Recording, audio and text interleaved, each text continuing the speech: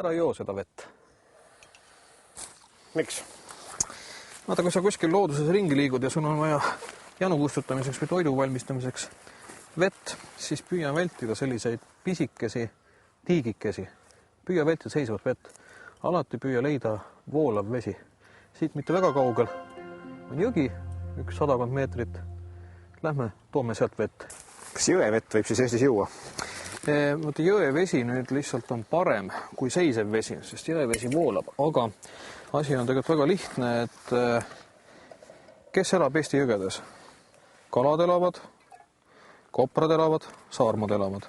Nüüd ongi väga lihtne küsimus, aga kus kohas kobras kempsus käib? Ikkagi jões. Kus kobras oma ligimised matab? Ikka jões. Ja mis on alati kevadise suurvee ajal, et küllalt võib näha jõgedes surnud loomi, kitsesi, põtru, metsigu. Ja kõik nad siin lagunevad ja lagunemise käigus tekib igasuguseid mikroorganisme, mis inimesel on kõige paremad. Aga mis nüüd teha selle jõeveega? Üks võimalus on võtta ja ära puhastada see vesi. Selle jaoks on mul selline veefilter kaasas. Et sellega nüüd saab läbi lasta 700 liitrit vett, mis on täiesti joomiskõlbulik. Nii. Otse voolikust tassi siis, jah? Jah, otse tassi. Ja nüüd ole hea, vaata, paneme siin selle poti siia, hoia see vooliku ots siin potis. See läheb vette, see on nüüd nagu siin kork.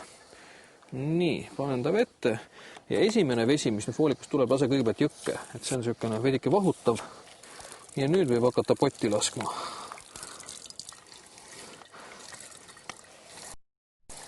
See tuleb nüüd tõesti puhas ja joogikõlbulik vesi.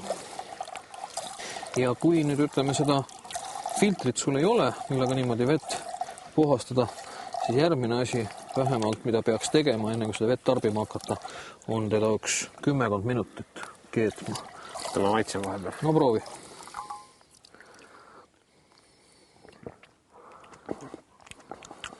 Võta võrdluseks nüüd jõevett. Natuke on veider maitse, aga aga vähemalt on puhas. Et kui nüüd vesi on filtreerimata, siis ainuke võimalus, kuidas ära hävitada need bakterid ja pisikud, mis siin vees on, ongi, et tuleb seda vett keeta. Ja kindluse mõttes, vaata, praegu meil on pott täis, oleks hea hoida vett keemas umbes 10 minutit. Selle ajaga kõik, mis siin veel sees elav on, see ära sureb. Nüüd võib siis seda jooma hakata, jah? No nüüd ta on jah siin 10 minutit keenud ja nagu sa näha võid, siis siin muist sellest, suhkuri taha, jah, muist sellest veest on ka läinud ära nii-öelda pilvedesse. Ja nüüd võib nagu kindel olla, et on selle veega kõik korras.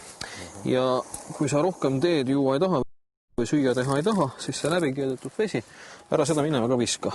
Et kui ta nüüd rohkem maha jahtub, siis pane omal ta lihtsalt veepudelisse ja kui sa nüüd seljakotiga kõndima lähed, siis sul on hea juba sellisest puhast vett võtta januks rööbata.